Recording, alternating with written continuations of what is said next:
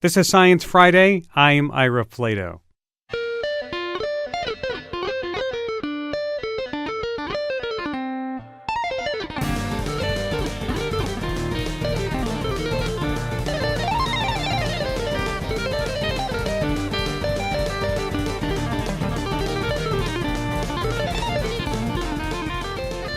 Who's behind that cool, crazy guitar solo? Here's a hint.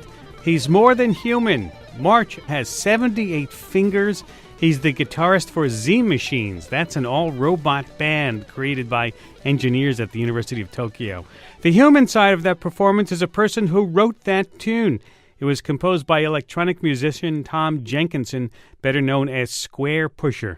For almost 2 decades, Squarepusher has blurred the line between man and machine in his music. That track you just heard is from his new EP, Music for Robots. It's a collaboration with robot band Z Machines, and if you've ever wondered what a robot gig would sound like, well, this is it. What's it like to write music for a robot band? Squarepusher is on the line to explain. Tom Jenkinson joins us. Welcome to Science Friday, Tom. Hello, thanks. Hi. How did Music for Robots come about? Well, the people you just mentioned, the engineers who built these Z machines, were keen to get me involved to write a single piece of music. That was the initial outing for their project, which was basically for these musicians, the robot musicians, to do some shows in Japan. So they wanted a piece from me. Describe for us what the robot machine band looks like. Do they look like robots? Do they look like people on stage? Yeah, there is a sort of anthropomorphic side to them. The guitar robot is like this monster 10-foot high thing, plays 2 guitars at the same time, wobbles its head around with some dreads that are made from network cables, which is quite funny. The drummer is a giant octopus-like creature, but with many more arms. I think it's 21 or 23 or something. And the keyboard player plays keyboard with laser. So, what more do you want? Once you've got that, once I heard of it, I thought, well, this is something I have to do. There's very little about these things which sort of correspond to the way in which human beings normally go about things. And that would seem to be the challenge. How do you get a robot band to sound like humans playing the music? Or is that really not the aim of this? Well, let me put it like this, that there are any number of things that I'm interested in this project. The first and foremost one is, can these machines be made to do something which we actually want to listen to? And when I say that, I mean it's got to go beyond the gimmick value of these compositions being performed by robots, because no doubt some people will be interested in this project. Nothing to do with me, but they'll be interested to hear what robot musicians sound like. And my aim is to make sure that those things play music that people will actually find interesting and compelling. Of course, there's no way of guaranteeing that in everybody. Lots of people will be switched off simply by the selection of the instruments or the harmonic mood of the pieces, but simply put, I'd say that's the key aim, is for it to try to make this something that someone might find emotionally compelling, someone that, to make the music that people would find interesting above and beyond the basic thing of it being performed by machines. Mm-hmm. And as I say, that's what I've tried to do, not only with these robots, but that's what I've tried to do over the years using drum machines, samplers, all these basically inert bits of kit that if you just flick them on and use the presets, they sound totally boring, totally cardboard. And that's always been my aim, is to try to inject life into these devices. Yeah, so they are actually standard machines that they're playing. Yeah, in some ways they're quite simplistic. For example, the guitar player doesn't have dynamic control. There are a lot of limits as much as they have certain strengths. There are also a lot of limits. Mm. But they also can play with many more fingers. That's right. Than we can. Then that means that they can, taking it on the most gimmick-based, superficial level, the guitar player can play exceptionally fast, which, that's one way of appealing to an audience. But in my view, it's not enough. Just the same as it is in human-based performance, it's not enough to be fast. You've got to be playing notes that are interesting and arranged in a compelling fashion. It's not sufficient for me for something to be impressive, it has to be emotionally involving. Mm-hmm. Let's talk about another piece that you have here, and we're going to play that, and let's listen to it a little bit. And as it plays through, tell me how this either works up to your standards or what's lacking or how this did work. This is the song, Sad Robot Goes Funny.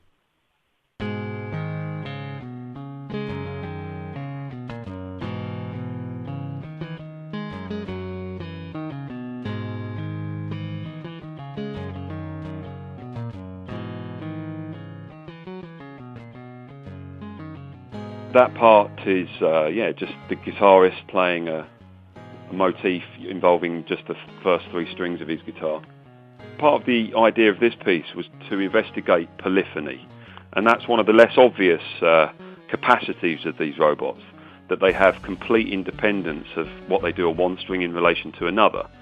And that means that, unlike a human being, you can get these robots to play independent melody lines on each string. To my reckoning, to play this effectively using human performers, you probably have to have 4 people doing it.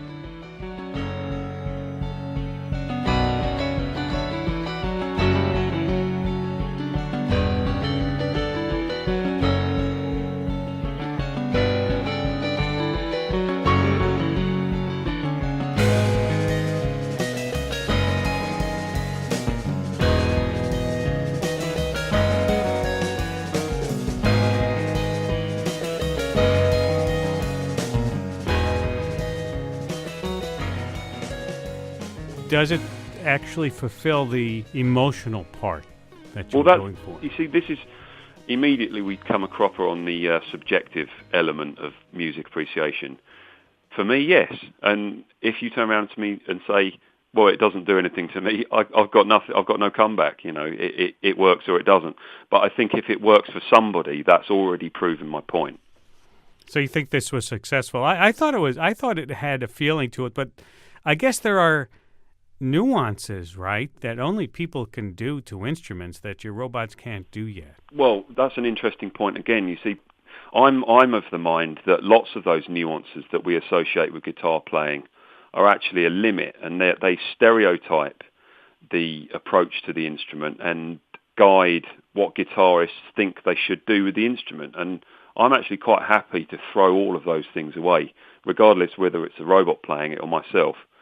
For example, anyone who's followed my work over the years will notice I'm a very sparing in the usage of vibrato on guitars, and that's because I find it utterly overused in the world of guitar music. I think it's a sort of a gesture which has an immediate, ready set of interpretations associated with it, but I'm not concerned with trying to repeat those. I'm trying to explore new areas, and that involves getting away from old ones.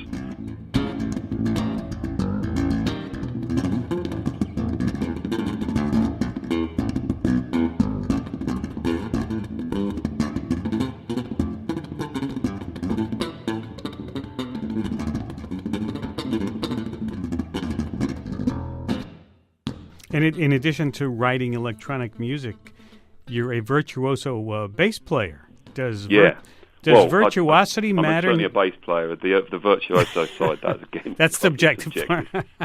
But anyway, yeah. Well, we'll take that for at face value. Does virtuosity matter now that we can have computers or robots make whatever sounds we want them to do?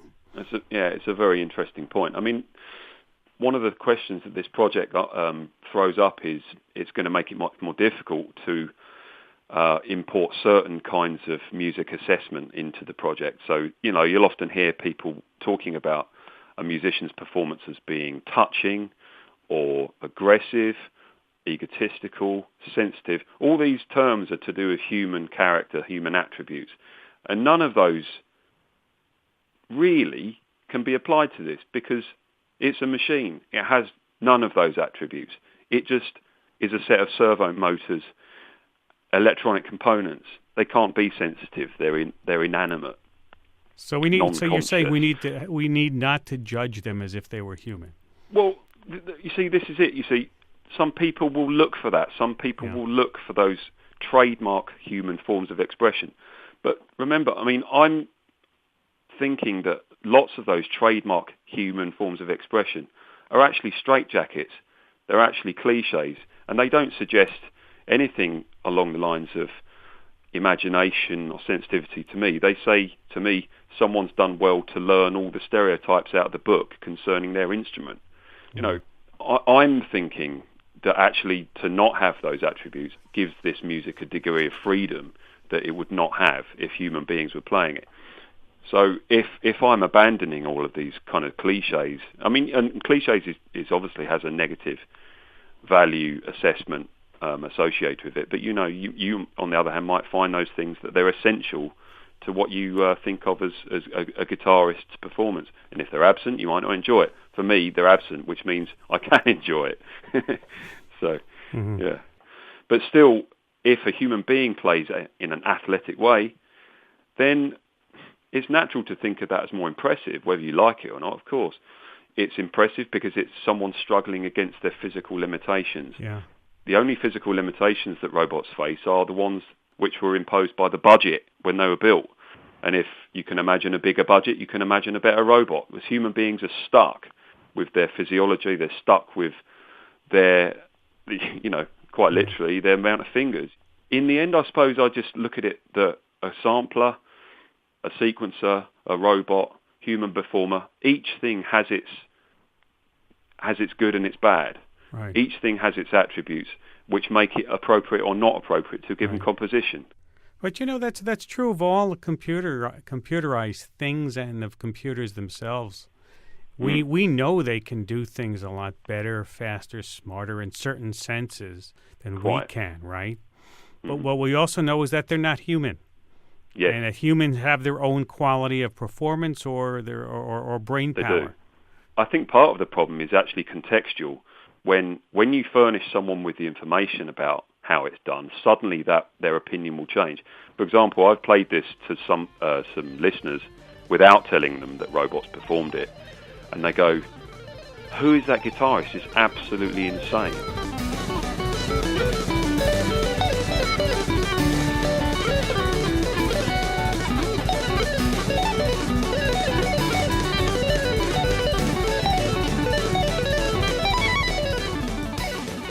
And what's interesting is that they don't listen to it and go, "That's clearly not a human being." They just go, "That's a human being, that's ridiculous."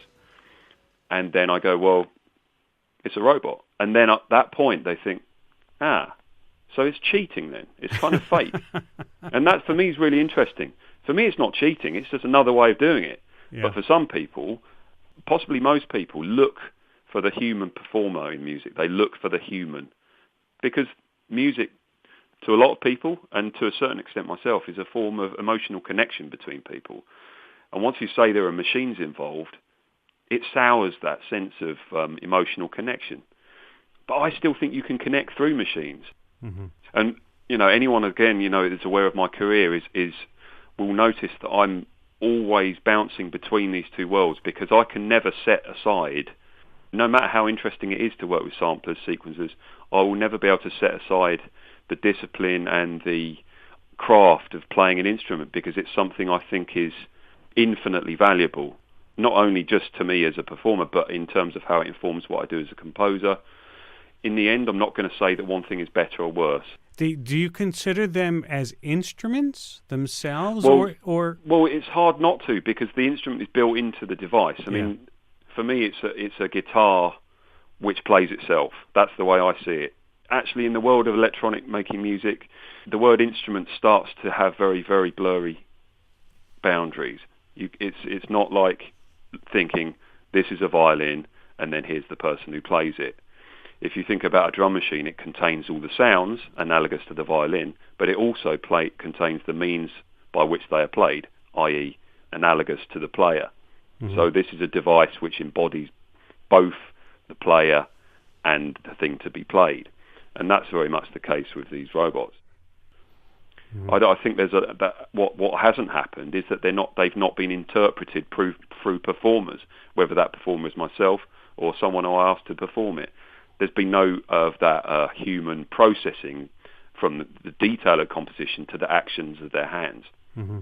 So there are things which are not present. That for me doesn't mean that the the performance is not valid and that the composition has not been voiced in a particularly good way.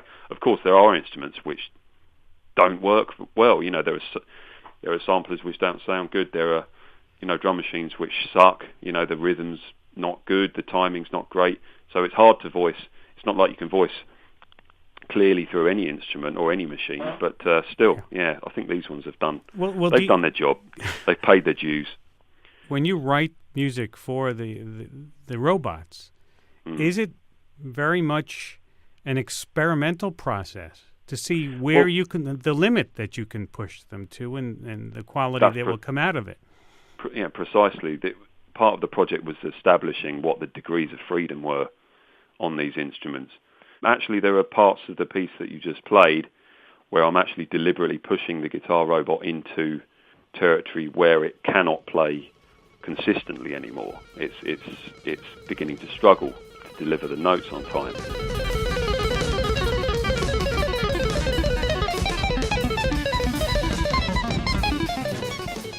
The note-to-note data is generated by equations rather than straight out of my imagination. So I'll set up some equations which are generating streams of notes, and that's what they're playing to.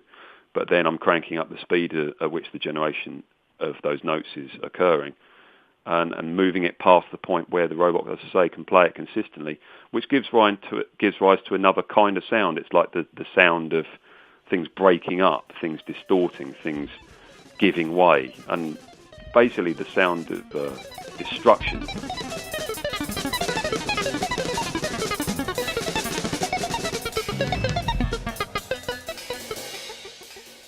As much as I'm into being creative, I'm also into being destructive. I like the sounds of things when they're being pushed beyond the limits, when they're actually pushed into a overload condition, if you like. You're not going to have your robots on stage smash their guitars then? Well, unfortunately, I'm not going to have them on stage at all. As far as I understand it, they've already been dismantled. No kidding. So there was a sort of a strict time limit on getting these compositions delivered because storage costs for these things are just vast, and maintenance costs, and it's funny, it's not really, as much as they display these superhuman capacities, they also are extremely cumbersome. It's like the Daleks in Doctor Who. They take over the universe, but they're not able to go upstairs. Yes, they're these kind of funny things. Really, it's a curiosity. It is a curiosity, and one of the things that people complain about electronic music shows is that they aren't very fun to watch, but there's not much to see. But this robot band sort of solves that, doesn't it? Well, that's a very good point, because when you have a show, part of what engages people is watching the performer, and if it's a guy checking, just in front of his laptop, who knows? He could just be looking at his emails. I mean, I actually think that I saw that once. Really? Which is quite funny. I mean, it's quite punk in a way, isn't it? But I'm not sure if it's good or it's bad. It's quite funny. I'm Ira Flato, and this is Science Friday from PRI, Public Radio International. So what do you see as your ultimate goal here? Or what envelope are you trying to push and experiment with when you write music here? I think the first and foremost thing, that the final and most all-encompassing criterion I have for my music is that it has an effect which is not just simply an intellectual effect. It's not simply being impressed with technical specifications. Who cares about notes per second at the end of the day? Who cares how complicated it is or how simple it is? The things which really matter to me is that it speaks to my emotions. It can't be conceptualized. It's simply an experience. And if music is giving that to me, then it has worth. If it doesn't, it's worth nothing. Beyond that, it is then moving into, well, what musical possibilities do these things permit? As I say, with the guitar, they open up all kinds of possibilities, not just to do with independence of strings and speed, but also length of time that you can hold chords down for, and spans of chords, chords that span lots and lots of frets that your hands could never reach. It's these kinds of, once you move away from that fundamental prerequisite of it being emotionally commanding, then it is about, okay, what do these things enable me to do compositionally? Mm-hmm. And there are certain things that could be played on a keyboard that can't be translated to guitar note for note because of the limits of the instrument, but more because of the limits of the human hand. And actually, this mode of using the guitar throws away some of those restrictions. But so, is it in the end? Does that matter? I'm always trying to investigate whether, what can be done with this instrument. From a toy keyboard I'll get in a charity shop for £5. Still, there's a piece of music in there somewhere for me. It's just on the other hand, the electric bass guitar is something which I'm always having new ideas for, and that I don't ever see as an instrument where I'll touch the limits of it, if indeed you could ever say there are limits. Some instruments keep going. Some instruments I just get bored of them. I don't know I haven't had time to get bored of the robots because as I say, the project has been limited in the amount of time I've been able to spend working on it. So I certainly love to make more music with it. So you're not interested then, if I'm hearing you correctly, with scientists who are working on computers that compose their own music. No, I'm interested in that, sure. In fact, I've done some things like that myself. Yeah. Tell us. That's very interesting. But I think even though the computer is composing, it's sensible to remember that a human being designed that software. So even though the computer ostensibly makes the composition, still it was a human being that designed the algorithm which then makes the composition. So, okay, the human hand is not present in the moment of composition, but it recedes back a stage, at which level it's actually still of critical importance because it's set up the way in which the algorithm behaves. Well, we want to thank you for taking time to be with us today, Tom. And good luck to you. Thank you very much.